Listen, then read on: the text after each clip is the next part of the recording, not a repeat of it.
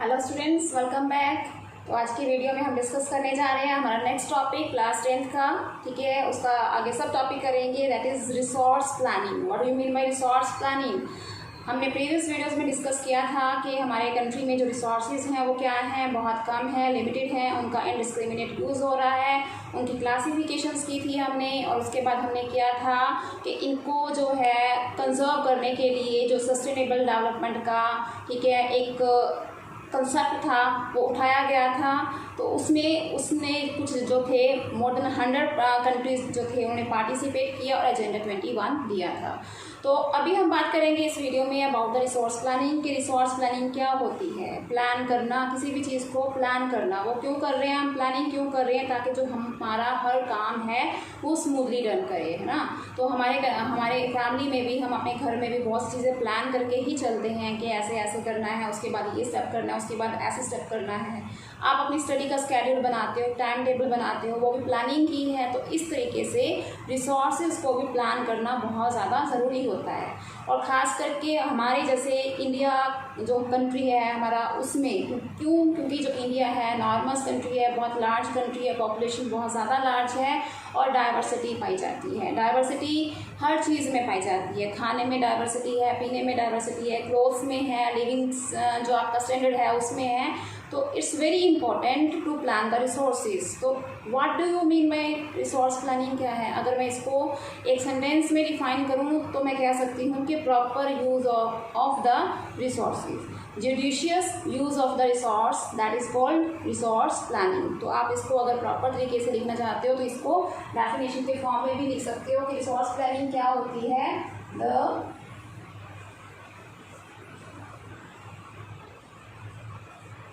judicious use of resources। ठीक है जी, इसको हम क्या कहते हैं, that is called resource planning. इस तरीके से प्लान किया जाए कि हम अपनी लिमिटेड रिसोर्सेज की हेल्प से अनलिमिटेड जो वांट्स हैं, नीड्स हैं, उनको पूरा कर सकें। ठीक है, तो उसके बाद क्या है, मैंने एक यहाँ पे आपको बताया हुआ है कि नीड इन इंडिया। मैंने कहा कि जो रिसोर्स प्लानिंग की ज़रूरत हमारे इंडिया में क्यों है, उसके पीछे क्या रीजंस हैं। रीज़न एक ही है कि जो हमारे कंट्री में डाइवर्सिटी पाई जाती है। डाइवर्सिटी किसमें है? In the availability of resources. अब आप कितनी स्टेट्स हैं हमारी, हर स्टेट में जाकर देखोगे तो हो सकता है किसी स्टेट में कोई चीज़ ज़्यादा हो, ठीक है, और कहीं पे किसी चीज़ की लैक में पाई जाती है, मतलब कमी होती है, उसकी बहुत ज़्यादा शॉर्टेज भी होती है।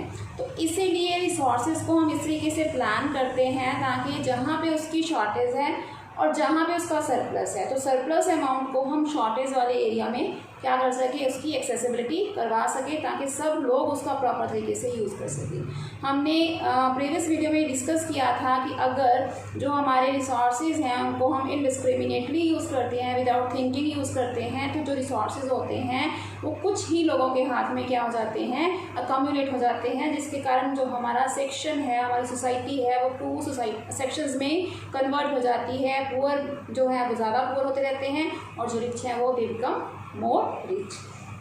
तो इसीलिए सबसे हमारा जो फर्स्ट एंड मेन रीज़न कह सकते हैं, द वेरी इंपॉर्टेंट रीज़न ये है कि डाइवर्सिटी है हमारी कंट्री में। किसकी? अवेलेबिलिटी ऑफ रिसोर्सेज की अवेलेबिलिटी। अब वो किस तरीके से हैं, या तो कुछ ऐसे हमारे स्टेट्स हैं जो गुड हैं रिसोर्सेज में, और कहीं पे हमें एक्यूट शॉर्टेज देखने को मिलती है। ठीक है, 2 तरीके हैं, कहीं पे तो बहुत गुड है रिसोर्सेज में, और कुछ ऐसे हमारे एरियाज़ हैं या स्टेट्स हैं जहाँ पे उनकी बिल्कुल ही शॉर्टेज है।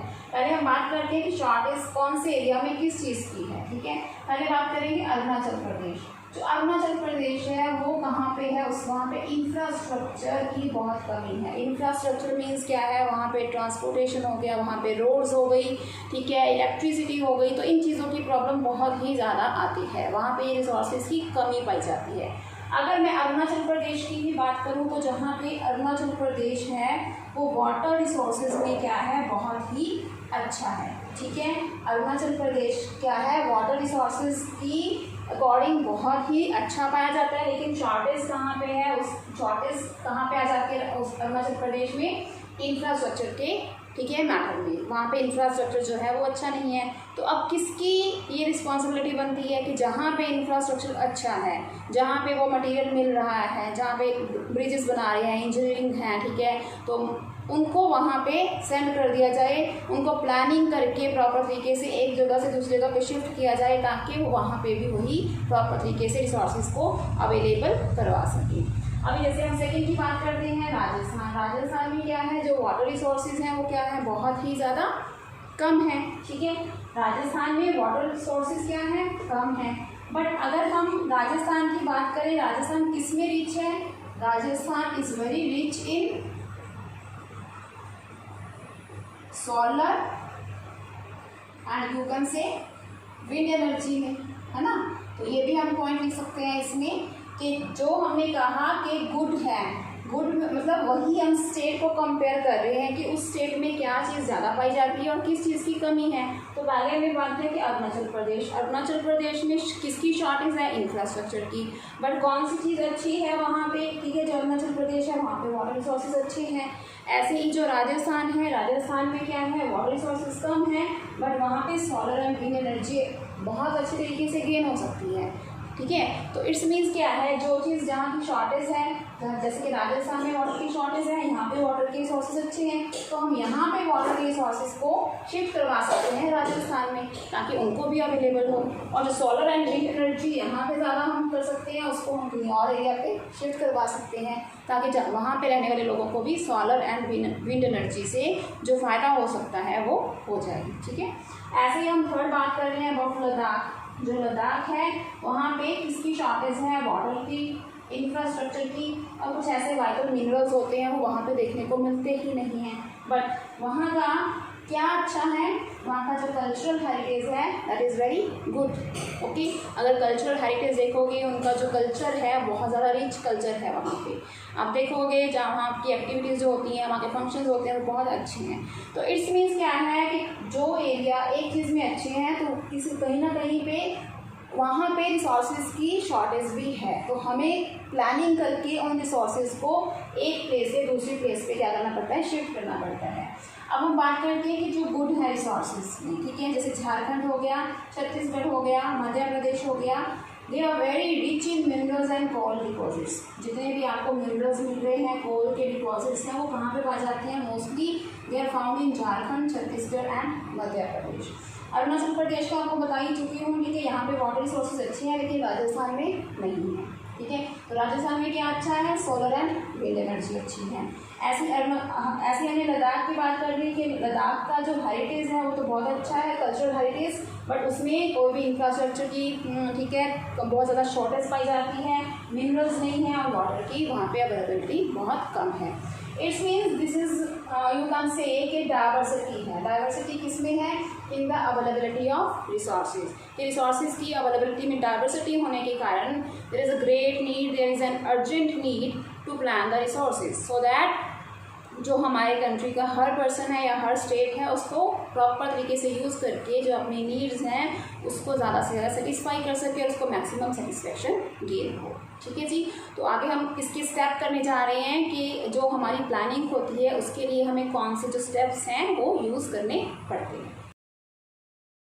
यस स्टूडेंट्स, तो अभी हम नेक्स्ट जो अपना टॉपिक है, ठीक है, वो कवर करने जा रहे हैं। वो हमारा टॉपिक है अबाउट द रिसोर्स प्लानिंग की जो हमारी स्टेप्स हैं, ठीक है। हमने पहले ये कवर कर चुके हैं कि रिसोर्स प्लानिंग की क्यों ज़रूरत है, व्हाई और what is the need of resource planning like in our country in India. India में रिसोर्स प्लानिंग की क्यों ज़रूरत होती है ना। हमारा इंडिया जो है वो बहुत ज़्यादा डाइवर्स है, डाइवर्सिटी पाई जाती है in each and everything, so that's why कहीं पे उसकी स्कैर्सिटी है और कहीं पे बहुत ज़्यादा अच्छी क्वांटिटी और क्वालिटी में मिलते हैं। तो इसीलिए हम करते हैं ताकि जो इनकी जो अवेलेबिलिटी है, एक्सेसिबिलिटी है, वो सब जगह पर इक्वल हो जाए।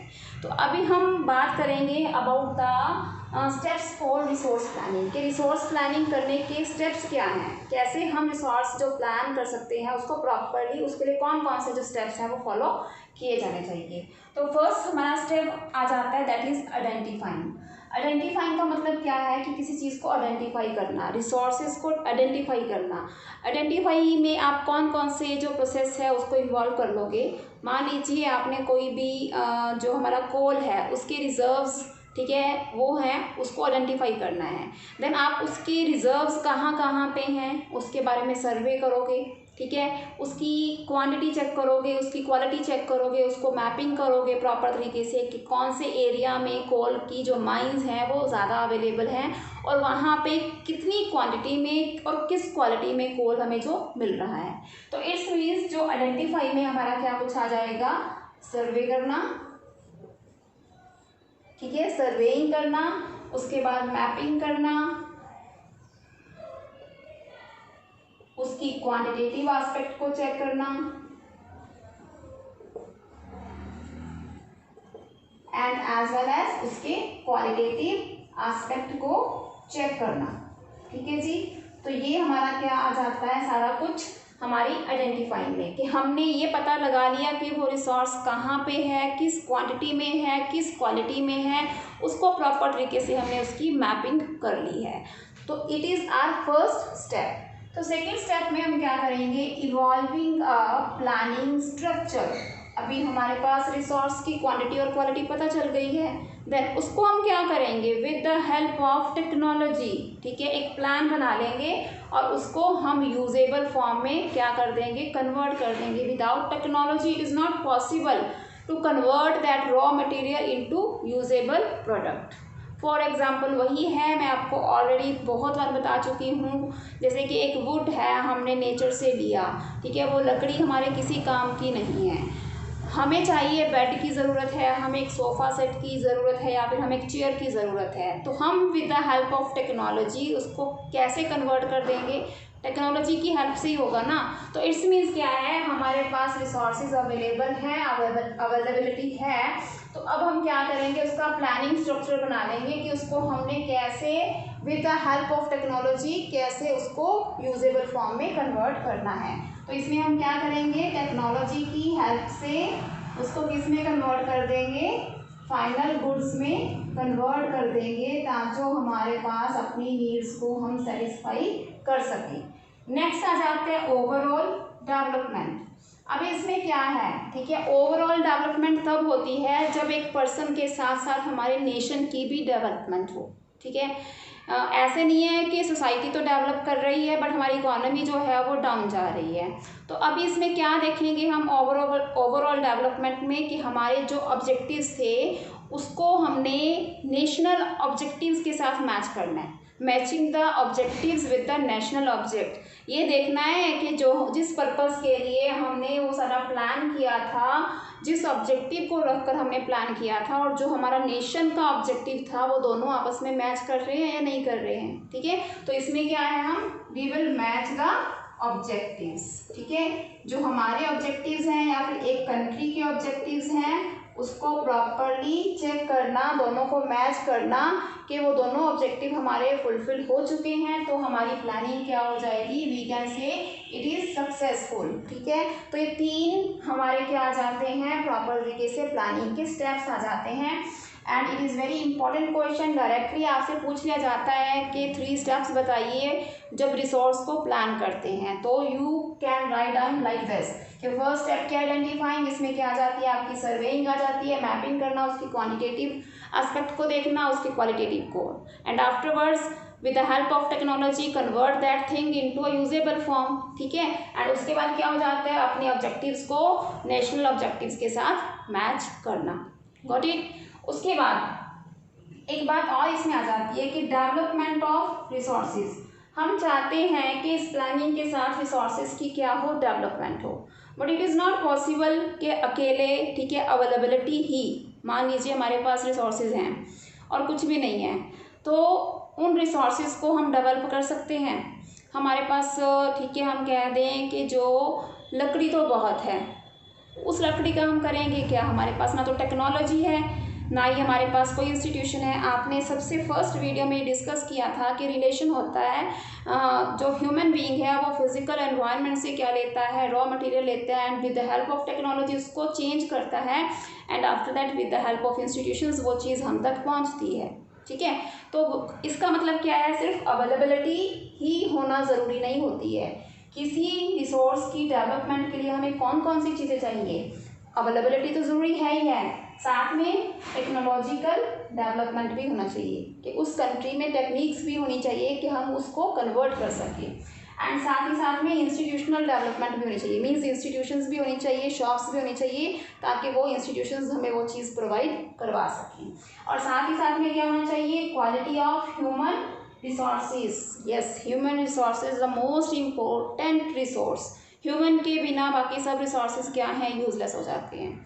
आपके पास सामने वुड पड़ी है, आपके पास सामने प्लास्टिक पड़ा है, ठीक है, आपके सामने आयरन पड़ा है, आयरन और पड़ा है, जब तक ह्यूमन उसको कन्वर्ट नहीं करेगा, ठीक है, तो इट्स मीन्स वो रिसोर्स हमारे लिए क्या है, यूजलेस है, वेस्टलेस है। तो human resources is considered as the most important resource. ये हमेशा याद रखना कि जो ह्यूमन रिसोर्स होते हैं मीन्स ह्यूमन देमसेल्व्स, जो ह्यूमन खुद होते हैं, जैसे हम ह्यूमन हैं, ठीक है, मैं आपको सर्विसेज दे रही हूँ, मेरे पास नॉलेज है, ठीक है, मैं आपको बता रही हूँ, आप डॉक्टर के पास जाते हो, डॉक्टर क्या कर रहा है, सर्विसेज प्रोवाइड करवा रहा है। अगर ह्यूमंस ही ना हो तो रिसोर्सेज का भी कोई वैल्यू नहीं होता है। तो हमारे पास जब तक ह्यूमन रिसोर्सेज की क्वालिटी अच्छी नहीं है, क्वांटिटी का होना ही ज़रूरी नहीं है। हमारे पास 10 लेबर वाले खड़े हैं लेकिन उनमें आता काम किसी को भी नहीं है, तो उस क्वांटिटी का हम क्या करेंगे। उनको नॉलेज हो, उनको एक्सपीरियंस हो, उनके अंदर क्वालिटी हो, तब ही वो, ठीक है, किसी रॉ मटेरियल को यूजेबल फॉर्म में या फिनिश्ड गुड्स में या फाइनल गुड्स में कन्वर्ट कर सकें। ठीक है जी। तो नेक्स्ट हमारा आ जाता है हिस्टोरिकल एक्सपीरियंस। वो ये है कि हिस्ट्री से उसने अपने पास्ट से एक्सपीरियंस गेन किया हो, है ना। हम कहते हैं ना कि किसी टीचर को एक्सपीरियंस होता है कितने ईयर्स का, किसी को 5 का, किसी को 7 का, किसी को 10 का। जितना एक्सपीरियंस हमारा ज़्यादा होगा उतना ही हमारे पास क्वालिटी ज़्यादा इम्प्रूव होती रहती है। हमारा उसके ऊपर क्या पड़ जाता है, हमें हमारे अंदर एक स्किल आ जाती है, और जब हम स्किलफुल, ठीक है, तरीके से कोई भी काम करते हैं तो हमेशा उसका जो रिजल्ट है वो क्या आता है, हमेशा बेटर ही होता है। तो it's means you can say कि अगर डेवलपमेंट करनी भी है रिसोर्सेज की, तो इट इज़ नॉट मैंडेटरी कि वो सिर्फ अवेलेबिलिटी हो। रिसोर्सेज का अवेलेबल होना ही ज़रूरी नहीं है, अवेलेबिलिटी के साथ साथ ये सब चीज़ों का होना भी ज़रूरी है। एग्जाम्पल देते हैं हम, जैसे कि ब्रिटिशर जो आए थे हमारे कंट्री में, कॉलोनियल जिसको गवर्नमेंट कह देते हैं, वो हमारे कंट्री में क्यों आए थे, फॉर व्हाट पर्पस, हमारे कंट्री में ट्रेड करने के लिए आए थे, है ना। लेकिन उन्होंने क्या देखा कि यहाँ पे तो नेचुरल रिसोर्सेज क्या हैं, बहुत ही ज़्यादा अवेलेबल हैं, तो उन्होंने क्या करना शुरू कर दिया, एक्सप्लॉयटेशन करनी शुरू कर दी। लेकिन उसका रीज़न क्या था, at that time we didn't have the appropriate technology. हमारे पास रिसोर्सेज बहुत ज़्यादा थे बट हमारे पास टेक्नोलॉजी नहीं थी, जिसके कारण उन्होंने क्या किया, हमारे कंट्री का एक्सप्लॉयटेशन करना शुरू कर दिया। वो रॉ मटेरियल यहाँ से कहाँ पे लेके जाते, अपने कंट्री में भेज देते, वहाँ पे टेक्नोलॉजी की हेल्प से, ठीक है, ह्यूमन रिसोर्सेज की हेल्प से क्या करते, उसको फिनिश्ड गुड्स में कन्वर्ट करके हमारे ही कंट्री में आकर उसको हाई प्राइसेस पे बेच देते थे। इट्स मीन्स क्या है, रिसोर्सेज की उन्होंने डेवलपमेंट कर ली, तो रिसोर्सेज की अवेलेबिलिटी कहाँ पे थी, हमारे कंट्री में थी, बट टेक्नोलॉजी की हेल्प से उन्होंने क्या किया, उसको कन्वर्ट किया, और कहाँ पे हमारे इंस्टीट्यूशंस बना दिए, हमारे ही कंट्री में। तो इसीलिए ये तीनों एस्पेक्ट का होना बहुत ज़रूरी है कि अवेलेबिलिटी भी हो, टेक्नोलॉजिकली डेवलपमेंट भी हो, ह्यूमन रिसोर्सेज भी हो, और साथ ही साथ में इंस्टीट्यूशंस की वहाँ पे डेवलपमेंट हो, तो क्या हो सकता है, रिसोर्सेज की डेवलपमेंट हो सकती है। तो स्टूडेंट्स, ये रहा आज का टॉपिक, यहाँ तक हम, ठीक है, इसको फिनिश करते हैं। तो जो नेक्स्ट हमारा टॉपिक आ जाएगा that is conservation of resources, कि रिसोर्सेज को कंजर्व करना क्यों ज़रूरी है, उसके लिए क्या हम कर सकते हैं, किस तरीके से उनको रिसोर्सेज को कंजर्व कर सकते हैं। यहाँ तक आपको समझ आना चाहिए, ठीक है, आ गया होगा, आना चाहिए नहीं हम कह सकते, आ गया होगा। बहुत अच्छे तरीके से करवा दिया, NCERT की हर टॉपिक के बारे में मैं आपको एक्सप्लेन कर देती हूँ कि आपको बुक उठाने की ज़रूरत भी नहीं पड़ेगी, बट इट डजंट मीन कि आप बुक नहीं उठाओगे, ठीक है जी। तो बुक उठाओगे, साथ साथ में टॉपिक को कंपेयर करोगे। अगर आपको कोई चीज़ में डाउट होता है, किसी लाइन में डाउट है या किसी टॉपिक में डाउट है, तो any time you can share with me, I am here, okay, तो स्टूडेंट्स नेक्स्ट वीडियो में मिलते हैं हम नेक्स्ट टॉपिक के साथ, that is conservation of resources. Okay, till that keep practising, keep learning and stay home, stay safe. Okay, good bye, thank you.